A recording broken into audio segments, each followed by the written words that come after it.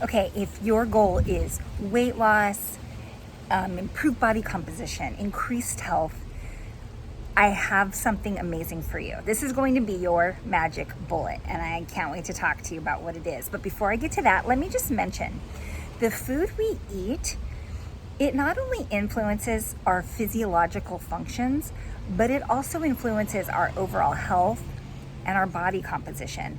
And in response to the food we eat, certain hormones are released that also are going to contribute to the overall functioning of our body and of our health. So if your goal is weight loss, or if your goal is improved body composition or increased health, food is where it's at, my friend. And what can help you achieve those things is fiber. I know, fiber, it's not too sexy, but listen to this. When I tell you these things about how amazing fiber is and what it does for your body, you are going to jump on the fiber train ASAP. Okay, so I made some little notes so I don't forget anything, but I want to start by saying, I think a lot of us are pretty savvy to the fact that fiber literally cleans all the gunk out of your intestines, right? So yeah, that's a great thing about fiber, but there's a lot of other things that you may not know. Fiber reduces your risk of colon cancer. Also, fiber can lower your cholesterol. So if you have high cholesterol, or if your LDL, which is the bad cholesterol, is high, you want fiber, my friend, okay? Because that is what's going to help lower your cholesterol. There's also studies showing that fiber might be responsible for lowering blood pressure. It can also help to reduce inflammation. The big thing that I want to talk about, though, when it comes to fiber is the fact that it helps to control your blood sugar. So when we eat carbohydrates, our blood sugar goes up, and when your blood sugar spikes up, insulin is released. Insulin is the fat storage hormone. So if we eat carbohydrates that have a lot of fiber helps to buffer that spike in blood sugar. So instead of your blood sugar going like this, and then all this insulin gets released, your blood sugar kind of goes like this. So less insulin gets released. The less insulin that's floating around in the body, the more you're going to be able to burn fat, okay? Also, when we're able to keep our blood sugar more stable, that's a huge link to health. So you can help avoid different metabolic diseases through keeping your blood sugar stable. Diabetes, cardiovascular disease, okay? So it's really, really important to get that fiber. Also, fiber helps to balance your hunger hormones. So you're gonna feel satiated from your food, you're gonna be less likely to overeat. And the last thing I'm gonna talk about with fiber, because you're probably getting tired of listening to me say all this, but isn't it amazing so far?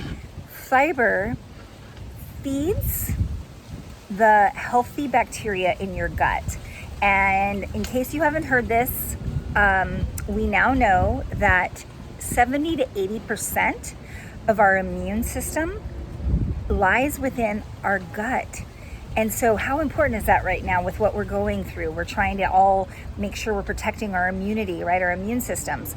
So you want that healthy bacteria to thrive because it's going to make your immune system stronger. Well, fiber feeds the healthy bacteria, also known as probiotics, in your gut. So that's just going to make your immune system stronger. How amazing is fiber? Okay. Now, you're probably wondering, okay, what food sources should I eat to get some fiber? And also, how much should I be having?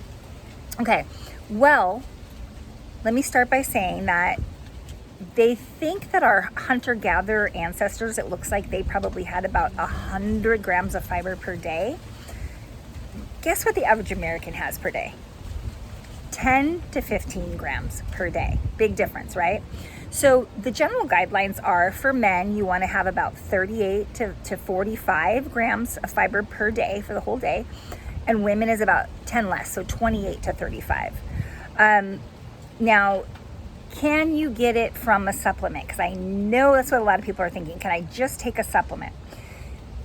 You're so much better off getting fiber from actual food sources, okay?